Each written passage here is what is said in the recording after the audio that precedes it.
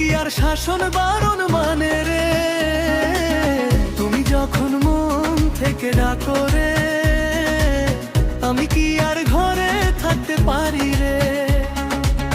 তুমি যখন মন থেকে ডাকো রে,